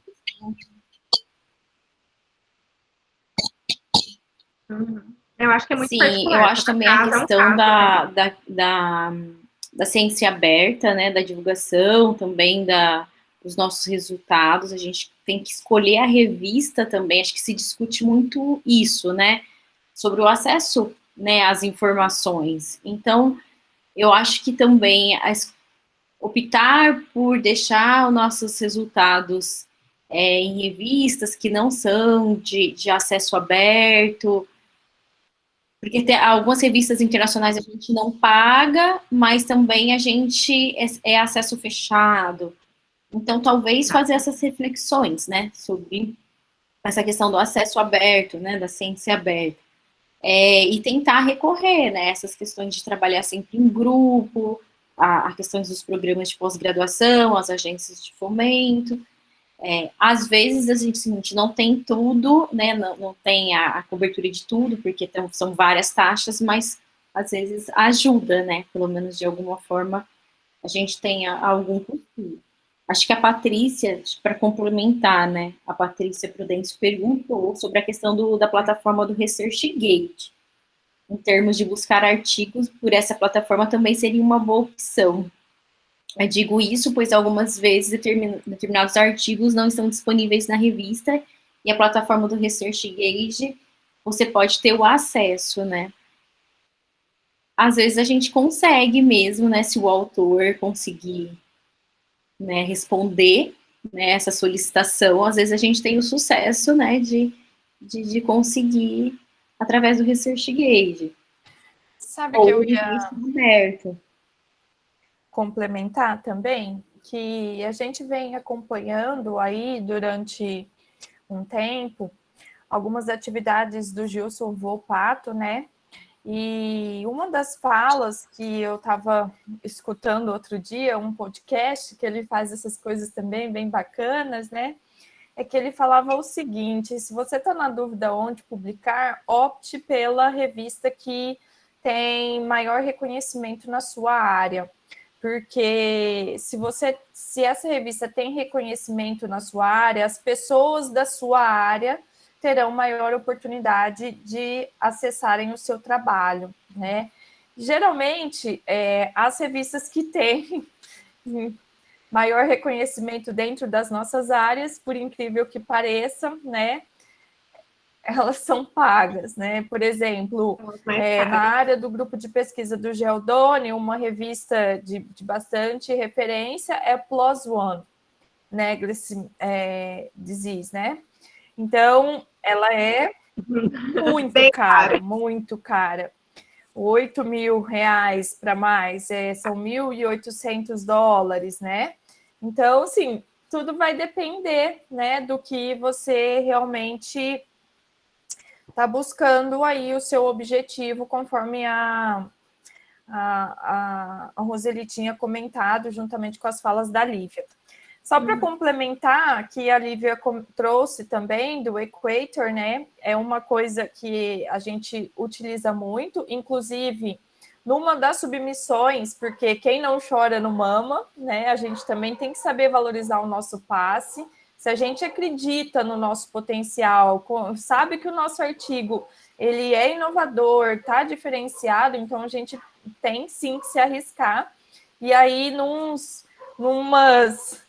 propostas dessa, nós vamos submeter nossos artigos nessa revista da PLOS ONE, e ela exige exatamente que responda item por item do STROBE, que é para os estudos observacionais, né? Então, você tem que pegar trechos do manuscrito e responder conforme as ordens lá do Strobe, né? Então, é muito importante ter conhecimento desses guidelines. Por quê? Porque na hora que você já está escrevendo, você já vai seguindo a ordem, né? Você já vai ali atendendo, porque uma hora ou outra você vai ser cobrado disso, né? Lá, quando você vai submeter, ele vai perguntar, você seguiu qual guideline, né? Então, isso é um exercício bem bacana aí que nós vamos aí fazer lá na disciplina.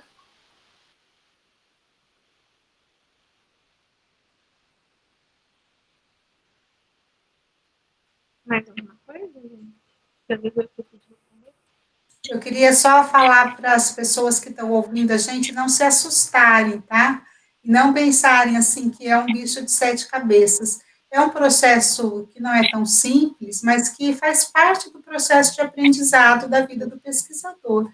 E quanto mais a gente conhecer o caminho das pedras, entender a lógica, entender os objetivos, mais direciona o nosso trabalho, desde o planejamento do projeto, da elaboração do projeto, de forma que quando chega no final, as coisas já estão automaticamente direcionadas para aquilo, né?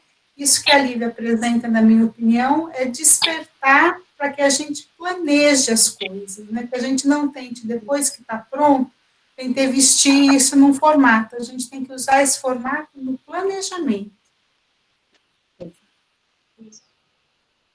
E a primeira vez é mais difícil, depois vai ficando mais fácil, mais fácil, mais fácil. Né? E assim vai. Você sabe que numa das submissões, principalmente com relação à questão da tradução, eu usei essa ferramenta aqui, que às vezes algumas revistas elas indicam os tradutores, né? Outras nem sempre, só pede que ele apresente a certificação de nativo, né? E aí eu sempre, quando eu preciso, às vezes é um pouquinho mais caro, mas todas as vezes que eu mando para essa ferramenta, eu mando toda vez online, eu sempre tenho muito sucesso na questão do inglês, porque são todos nativos, e aí você submete, você coloca lá o prazo que você quer, o retorno da sua tradução. É claro que se você quer em 24 horas é mais caro, né? Se você quer em 7 dias, em 15 dias, né? E aí eles vão colocando, eles devolvem um arquivo com vários comentários no Word. Você quis dizer isso nesse parágrafo? Se sim, escreva assim. Se não, escreva dessa forma. E ele vai te dando várias opções de acordo com aquilo que você tentou. Por quê? Ele só faz revisão. Ele não faz a tradução completa. Por exemplo, você pode jogar o seu arquivo para traduzir no Google Tradutor e mandar para eles e eles vão adaptar, porque eu já fiz isso, porque eles não aceitam em português para fazer a tradução, né? Eles fazem exatamente, como são nativos, eles fazem exatamente só a revisão mesmo. E é de muita qualidade, eles emitem certificação, eles emitem nota fiscal com o número do processo FAPESP, e atendem bem as especificações que a gente precisa aqui do Brasil e para publicar internacionalmente, né? Muito legal.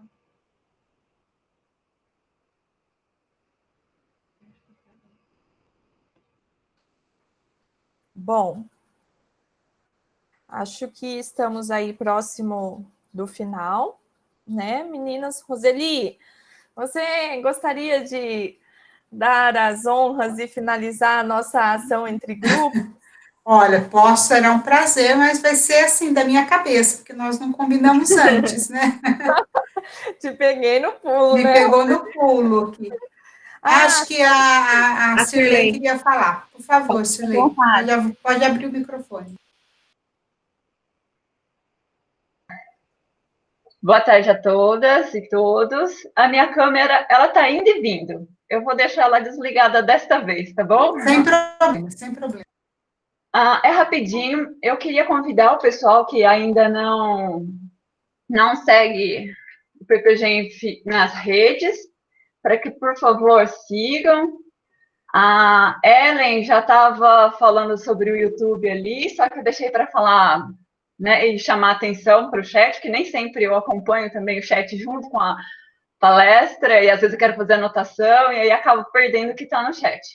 Mas, assim, falando em visibilidade, é muito importante essas publicações nas redes sociais, porque elas chamam atenção para o programa, e também é um dos critérios que a CAPES avalia, né? Na avaliação que ela faz do programa. O programa ele é nota 4+, mas a gente quer subir essa nota, então a gente precisa dar atenção para essas publicações. E assim, eu gostaria muito que abraçassem, né, essas publicações, não simplesmente assim, uma postagem e pronto. Porque nós fazemos parte desse programa, né, como a Roseli estava falando de recursos para submeter artigo, né? Então, essa nota ela está intimamente relacionada, né, com o recebimento de recursos, também até mesmo para a sobrevivência do programa, né? A gente precisa dessa nota, a gente precisa que ela suba também, ou pelo menos que se mantenha, né? Então, é uma responsabilidade que todos nós que fazemos parte desse programa, né, temos. E, assim, o que puderem compartilhar, comentar, curtir, porque isso dá impulsiona a página, né? Impulsiona aquela publicação. Então, seja por uma curtida, né? Ou se puder postar nos stories, isso ajuda bastante. E só falando um pouquinho sobre essa nossa participação. Em breve, a gente vai solicitar que os alunos também participem, bolsistas ou não. Os bolsistas, eles estão tomando frente agora, né? Nós, bolsistas. Porque acaba que a gente tem um pouco mais de tempo do que aqueles que trabalham e não têm tanta disponibilidade de acompanhar. Eu confesso que eu apanho bastante, e eu aprendo muito com as meninas, né? Inclusive a Lívia, que está aqui com a gente, a Dani e outras que eu estou vendo por aqui, aprendo muito com elas. Mas, assim, como somos bolsistas, estamos à frente por conta disso. E nem é apenas vamos dizer assim, de forma geral. Qualquer aluno pode participar, qualquer aluno pode dar sugestão. Vamos pedir, sim, que todos os alunos, bolsistas ou não, participem com um vídeo, né? Eu já estou tentando chamar atenção para esse vídeo, que cada um vai falar um pouco do seu projeto, em 1 minuto. Né? É uma forma de divulgação, é uma forma fácil também da gente levar para a sociedade o nosso trabalho, né, que é algo muito importante.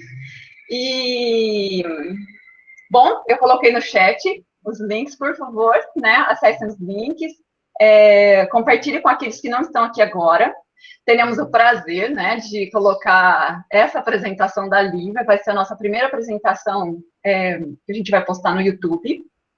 Vocês também podem fazer vídeos, podem fazer postagens, foi enviado no e-mail para todo mundo o manual que foi construído por bolsistas também. Queremos muito a participação de vocês, tá bom? E eu agradeço muito, né, a colaboração de todos, os bolsistas que estão se empenhando também, agradeço muito. Era isso. Obrigada, Cirlei. A Cirlei é nossa grande representante discente do PPG-ENF e é uma grande militante aí pelas divulgações sociais das nossas produções, dos nossos produtos do programa. É muito bom isso. Bom, acho que posso fazer um encerramento, Fê? Posso, então? Pode sim, Zeli. Em primeiro lugar, eu queria agradecer a oportunidade da ação intergrupos, é a primeira vez que a gente participa. Isso é uma iniciativa muito interessante, em que a gente une esforços e atrai um público bem maior, porque, né, consegue ser divulgado por pessoas de grupos diferentes, isso é muito bom. É um prazer ter recebido a Lívia, ter podido contar com a presença da Fernanda e da Melina, e de todos os convidados, né, nossos convidados aqui incluíram alunos, ex-alunos, egressos do nosso programa, até de fora do Brasil, né, a gente teve a presença da Lina, aqui da Colômbia, nossa egressa, foi um prazer, professores de outras universidades, e isso mostra o quanto a gente tem um alcance quando as coisas são organizadas, né, quando as coisas são divulgadas com antecedência, e por um grupo tão ativo como esses alunos que estão participando e se envolvendo cada vez mais com as ações do nosso programa. Eu gostaria de agradecer muito, dizer que fiquei muito feliz com o resultado, e estamos à disposição, né, Lívia, caso alguém tenha alguma dúvida, alguma coisa mais em que podemos ajudar. Obrigada, um abraço a todos, foi um prazer. Ô, gente, deixa eu só pedir uma outra coisinha. Quem puder aí ativar a câmera para a gente fazer um print screen e mandar para a Cirlei depois publicar a ação entre grupos, já no Instagram do programa. Muito bem, Melina, bem lembrado. Eu também. Pessoal, me dá licença um minutinho também. Eu gostaria de agradecer a oportunidade, de agradecer a paciência de quem ficou me escutando até agora. Muito obrigada pela ação intergrupo, muito obrigada para quem participou. Eu tive ex-colegas da Unifal, de onde eu fiz o mestrado. Então, assim, eu estou muito feliz. Sua orientadora de mestrado, viu, Lívia? Mandou abraço para você. Eu fiz assim, pelando. Então, assim, eu só tenho a agradecer. Muito obrigada pela oportunidade. E se precisar, eu estou à disposição. Também gostaria de agradecer a todos os meus alunos do grupo do GPESC, os alunos também do grupo do Giodoni, que todas as ações intergrupos eles se dedicam muito, são os alunos de graduação que tenho certeza que vão ser excelentes alunos de pós-graduação, né, porque se dedicam demais, né, Melina? São alunos aí firmes que... Ai, quanta carinha que eu não vejo há tanto tempo, olha que saudade desses então, também meninos, olha. Nossos grupos aí nas redes sociais também, viu, gente? Que a gente também tem Instagram. Ah, é verdade, vou colocar no chat. Vamos fazer o nosso marketing aqui. Também vamos fazer nosso marketing. Quem vai tirar a foto? Eu já só estou esperando abrir mais um pouquinho e já estou aqui para pegar. Espera aí. Acabei de colocar aqui. Agora eu vou fechar. Então, vamos lá.